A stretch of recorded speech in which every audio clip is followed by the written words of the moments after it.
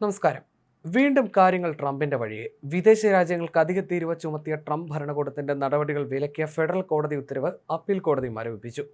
Case വീണ്ടും June 9 പരിഗണിക്കും. തീരുവ നടപടികൾ നിയമാനുസൃതമല്ലെന്ന് US ഫെഡറൽ കോടതിയുടെ വിധിക്കാണ് സ്റ്റേ വന്നിരിക്കുന്നത്. മറ്റ് രാജ്യങ്ങൾക്കെതിരെ ഏകപക്ഷീയമായി തീരുവകൾ ചുമത്താൻ പ്രസിഡന്റിന് അധികാരമില്ലെന്ന് മൂന്നംഗ ബെഞ്ച് നേരത്തെ ഉത്തരവിട്ടിരുന്നു. ഈ മൂന്നംഗ ബെഞ്ചിന്റെ ഉത്തരവാണ് ഒരു ദിവസത്തിനകം അപ്പീൽ കോടതി മരവിപ്പിച്ചത്.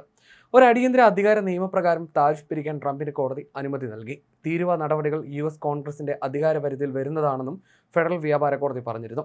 തീരുവ നടപടികൾ 10 ദിവസങ്ങൾക്കകം നിർത്തലാക്കണമെന്നതായിരുന്നു ഫെഡറൽ കോടതിയുടെ ഉത്തരവ്. അമേരിക്കയുടെ സാമ്പത്തിക അടിയന്തര സാഹചര്യം മെച്ചപ്പെടുത്താനാണ് തീരുവ നടപടികളെന്നായിരുന്നു വൈറ്റ് ഹൗസ് വാദം. സാമ്പത്തിക അനിവാര്യതയെ തടയാൻ തെരഞ്ഞെടുക്കപ്പെടാത്ത ജഡ്ജിമാർക്ക് കഴിയില്ലെന്നും വൈറ്റ് ഹൗസ് വ്യക്തമാക്കിയിരുന്നു.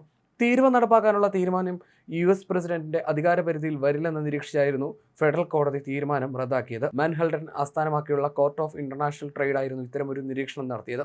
അമേരിക്കൻ പ്രസിഡന്റ് എന്ന നിലയിൽ അദ്ദേഹത്തിന് അനുവദിച്ചിരിക്കുന്ന അധികാരപരിധിക്കും അപ്പുറമാണ് അധിക ചുങ്കം ഏർപ്പെടുത്തിയ തീരുമാനം എന്നായിരുന്നു മൂന്നംഗ ഫെഡറൽ കോടതി വ്യക്തമാക്കിയത്.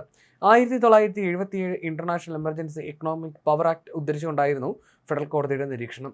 മറ്റ് രാജ്യങ്ങൾക്കായുള്ള വാണിജ്യം നിയന്ത്രിക്കുന്നതിന് അമേരിക്കൻ ഭരണഘടന അധികാരം നൽകുന്നത് US കോൺഗ്രസിനാണെന്നും ഫെഡറൽ കോടതി വ്യക്തമാക്കി.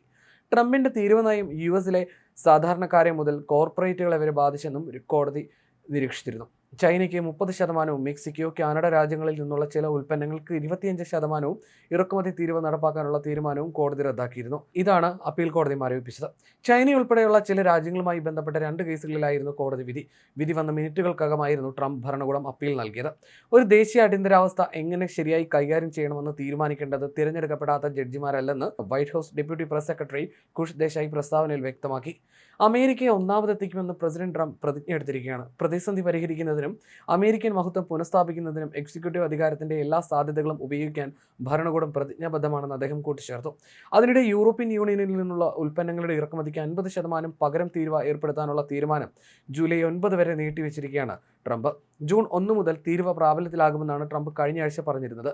വ്യാപാര കരാറിൽ ഏർപ്പെടുന്നത് സംബന്ധിച്ച ധാരണയിലെത്താൻ കൂടുതൽ സമയം വേണമെന്ന് US പ്രസിഡന്റ് ഡൊണാൾഡ് ട്രംപുമായി European Commission president Ursula von der Leyen നടത്തിയ ഫോൺ സംഭാഷണത്തിൽ ആവശ്യപ്പെട്ടു. ഇത് പരിഗണിച്ചാണ് തീരുവ ഏർപ്പെടുത്താനുള്ള നീക്കം നീട്ടിവെക്കുന്നതെന്നും ട്രംപ് വ്യക്തമാക്കി. തുടർന്നും ചർച്ചകൾ നടത്തി ധാരണയിലെത്താൻ ശ്രമിക്കുമെന്നും ഉർസുല വോൺ ഡെർ പറഞ്ഞു. ചൈനയുമായി 90 ദിവസത്തേക്ക് അമേരിക്ക താൽക്കാലിക വ്യാപാര കരാറിലെത്തിയതോടെ വ്യാപാര യുദ്ധ സാഹചര്യങ്ങൾക്ക് അയവ് വന്നിരുന്നു. എന്നാൽ യൂറോപ്യൻ യൂണിയന് 50% തീരുവ ഏർപ്പെടുത്തുമെന്ന് പ്രഖ്യാപിച്ചതോടെ ആഗോള സാഹചര്യങ്ങൾ മോശമാകുമെന്ന ആശങ്ക ഉയർന്നിരുന്നു. തീരുവ ഏർപ്പെടുത്താനുള്ള തീരുമാനം നീട്ടിവെച്ചെന്ന വാർത്ത യൂറോ വില പിടിച്ചുയർത്തി. ഡോളറുമായുള്ള വിനിമയത്തിൽ യൂറോ ഏപ്രിൽ 30 ശേഷമുള്ള ഏറ്റവും ഉയർന്ന നിരക്കിലെത്തി. അതേസമയം US സർക്കാരിന്റെ പ്രത്യേക സർക്കാർ ഏജൻസിയായ ഡോജിൽ നിന്ന് മസ്ക് പടിയിറങ്ങിയെന്ന റിപ്പോർട്ടുകളും പുറത്തു വന്നിരുന്നു. ഡോജിലെ തന്റെ സമയം അവസാനിക്കുന്നുവെന്നും ഒരു പ്രത്യേക സർക്കാർ ജീവനക്കാരൻ എന്ന നിലയിൽ തന്റെ കടമ നിർവഹിച്ചുവെന്നും അറിയിച്ചായിരുന്നു മസ്കിന്റെ പടിയിറക്കം. ട്രംപിന് നന്ദി അറിയിച്ചായിരുന്നു മസ്ക് ഡോജ് തലപ്പത്ത് നിന്ന് ഒഴിഞ്ഞത്. ഒരു പ്രത്യേക സർക്കാർ ജീവനക്കാരൻ എന്ന നിലയിൽ എന്റെ ഷെഡ്യൂൾ ചെയ്ത സമയം അവസാനിക്കുകയാണ്. പാഴ്ചെലവുകൾ കുറയ്ക്കാൻ ട്രംപ് നൽകിയ അവസരത്തിന് നന്ദി പറയാൻ ഞാൻ ആഗ്രഹിക്കുന്നു. ഡോജ് ദൗത്യം കാലക്രമേണ ശക്തിപ്പെടുമെന്നുമായിരുന്നു അദ്ദേഹം എക്സിൽ കുറിച്ചത്.